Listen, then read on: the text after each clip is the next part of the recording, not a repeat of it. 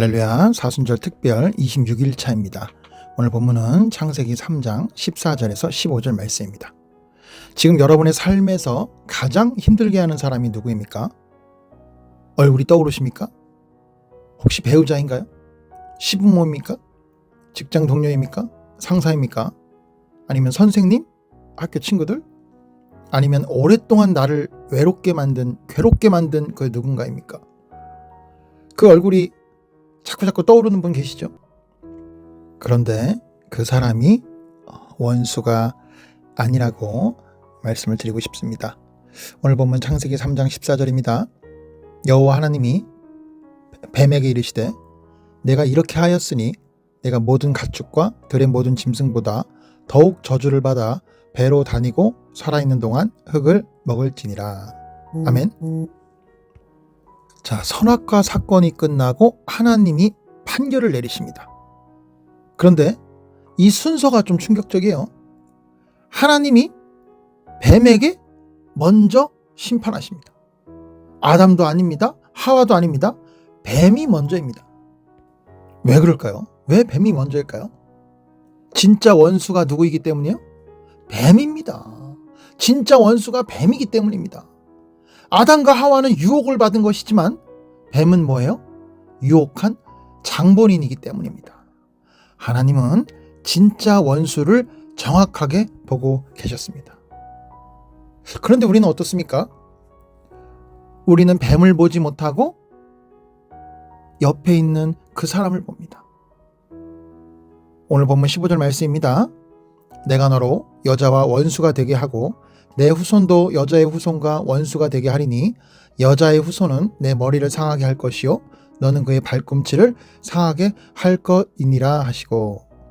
아멘. 사랑하는 여러분, 이것이 성경 전체에서 가장 먼저 나오는 복음입니다. 신학자들은 이것을 원시 복음이라고 부르는데요. 뱀은 여자의 후손의 발꿈치를 상하게 합니다. 그런데 여자의 후손은 뱀의 머리를 상하게, 발꿈치와 머리. 여러분, 뱀이 가할 수 있는 상처는 발꿈치뿐입니다. 그런데 여자의 후손이 가하는 상처는 뭐예요? 머리입니다. 머리를 밟힌 뱀은 어떻게 될까요? 죽습니다. 그럼 결국 누가 이기는 겁니까? 여자의 후손입니다. 예수님이세요. 이것이 에덴에서 선포된 하나님의 대안입니다. 사탄이 우리를 무너뜨리는 그 순간에도 하나님은 이미 승리의 대안을 선포하고 계셨습니다. 그런데 뱀이 발꿈치를 상하게 한다는 것이 여러분 구체적으로 무엇일까요? 헤롯 왕이 아기 예수를 죽이려고 했을 때 그것이 뭡니까? 발꿈치 공격입니다. 광야에서 사탄이 예수님을 시험했을 때 그것이 뭐예요? 발꿈치 공격입니다. 가룟 유다가 예수님을 배반했을 때, 십자가에서 못이 박혔을 때 전부 발꿈치를 상하게 하려는 사탄의 공격이었습니다. 그런데 예수님은 그 발꿈치의 상처를 통해서 오히려 어떻게 됐습니까? 부활하셨습니다. 사탄의 공격이 예수님을 죽인 것이 아니라 뭐예요? 예수님의 부활로 사탄의 머리가 밟혔습니다. 할렐루야. 여러분, 이게 보이십니까? 사탄은 자기가 예수님의 발꿈치를 상하게 하고 있다고 생각했습니다. 그런데 그 순간이 자기 머리가 밟히는 순간이었어요. 사탄은 자기가 이기고 있다고 생각할 때 실제로는 이게 뭘까요? 지고 있는 겁니다. 할렐루야. 사랑하는 여러분, 지금 여러분의 삶에서 사탄에게 발꿈치를 물리고 있다고 느끼십니까?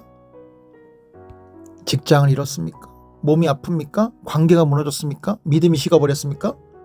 그런데 그 상처가 사탄의 최후 공격일 수 있습니다. 그 발꿈치의 상처가 하나님의 가장 큰 역사를 시작하시는 바로 그 자리일 수 있습니다. 지금 여러분은 진짜 원수를 보고 있습니까? 화재 현장에서 이런 실수를 하는 사람은 참 어리석습니다. 연기를 향해 물을 뿌리는 거예요. 여러분, 연기는 원수가 아니지 않습니까? 연기는 원수가 있다는 신호입니다. 연기에 물을 뿌리면 불이 꺼집니까? 안 꺼집니다. 연기에 물을 뿌리면 정작 불은 꺼지지 않고 시야만 더 흐려져요. 불의 위치를 정확하게 봐야 합니다. 진짜 원수를 향해 물을 뿌려야 돼요. 사랑하는 여러분, 여러분의 삶에서 지금 나를 힘들게 하는 사람이 연기일 수 있습니다. 그 사람은 원수가 아니라 원수가 사용하는 도구일 수 있습니다. 연기에 싸우면 진짜 불은 꺼질까요? 꺼지지 않을까요? 꺼지지 않습니다. 에베소 6장 12절에 이런 말씀이 있죠. 우리의 씨름은 혈과 육을 상대하는 것이 아니요 통치자들과 권세들과 이 어둠의 세상 주관자들과 하늘에 있는 악의 영들을 상대함이라. 아멘. 원수는 사람이 아닙니다. 원수는 그 사람 안에 있는 영입니다. 영. 사랑하는 여러분, 여러분 지금 어떤 생각이 드십니까? 아니 목사님, 그래도 저 사람이 한 일을 보십시오. 어떻게 저런 놈이 원수가 아닐 수 있습니까? 압니다, 여러분. 저도 압니다. 억울하고 분하고 지치는 일입니다. 또 이런 경우가 있어요. 너무 잘해주는데, 나한테 너무 잘해주는데 신앙생활만 무기력하게 만드는 사람이 있습니다. 돈도 잘 벌어다 주고 마음대로 하라고 하는데 이상하게 교회 이야기만 꺼내면 분위기가 싸늘해져요. 때리고 소리 지르는 핍박보다 어쩌면 이것이 더 무서운 원수의 공격입니다. 드러난 적보다 숨은 적이 더 무섭기 때문이에요. 왜일까요? 여러분, 드러난 핍박은 싸울 각오라도 하지 않습니까? 그런데 달콤한 무기력은 싸울 의지 자체를 뺏기 때문입니다. 사랑하는 여러분, 지금 우리의 신앙을 서서히 무기력하게 만드는 것이 무엇입니까? 바로 그것이 진짜 원수입니다. 베드로전서 5장 8절 9절에 이런 말씀이 있습니다. 근신하라 깨어라 너희 대적 마귀가 우는 사자같이 두루다니며 삼킬 자를 찾나니 너희는 믿음을 굳건하게 하여 그를 대적하라. 아멘. 근신하고 깨어 있으라고 합니다. 진짜 원수를 보는 눈이 열려야 한다는 말입니다. 그런데 여러분, 진짜 원수를 보는 눈은, 이 눈은 어떻게 열리는 겁니까? 창세기 1장으로 돌아가야 됩니다. 바라크의 복. 하나님 앞에 경배하며 말씀을 붙드는 그 자리에서 바로 눈이 열리는 거예요. 사탄은 우리가 하나님 앞에 경배하는 것을 가장 두려워합니다. 왜일까요? 경배하는 사람의 눈이 어떻게 되기 때문이에요? 열리기 때문입니다. 눈이 열려서 진짜 원수가 보이기 시작하기 때문입니다. 그런데 놀라운 사실은 하나님이 뱀에게 심판을 선포하신 직후 15절에서 누구를 약속하셨어요? 오늘 본문 15절에서 예수님을 약속하셨습니다. 심판 선포와 구원의 약속이 지금 어떻습니까? 같은 자리에서 동시에 일어났습니다. 할렐루야. 이것이 하나님의 방식이에요. 우리가 무너지는 그 자리에서 하나님은 이미 일으키실 준비를 하고 계십니다. 아멘. 사탄이 발꿈치를 무는 그 순간 하나님은 이미 머리를 밟으실 예수님을 준비하고 계신 거예요. 여자의 후손 예수 그리스도, 그분이 오늘 저와 여러분과 함께 계십니다. 그분이 이미 사탄의 머리를 밟으셨어요. 그 승리가 이 새벽 여러분의 것인 줄 믿습니다. 진짜 원수를 보는 눈. 내 곁에 있는 사람이 원수가 아니라는 것. 마약은 원수지만 마약하는 배우자는 원수가 아닙니다. 도박은 원수지만 도박하는 내 자녀가 원수가 아닙니다. 그 사람 안에 있는 그 영이 진짜 원수입니다. 진짜 원수를 보는 눈이 열릴 때 우리는 비로소 사람을 향한 분노를 내려놓고 무릎을 꿇을 수 있습니다. 싸워야 할 곳에서 싸우고 품어야 할 사람을 품을 수 있는 거예요. 예수님은 이미 그 싸움에서 이기셨습니다. 십자가가 발꿈치의 상처였지만 부활이 사탄의 머리를 밟았어요.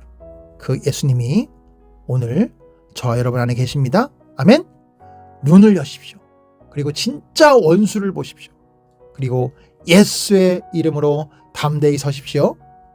진짜 원수를 보는 눈이 열리는 저와 여러분 모두가 되시기를 주님의 이름으로 축복합니다.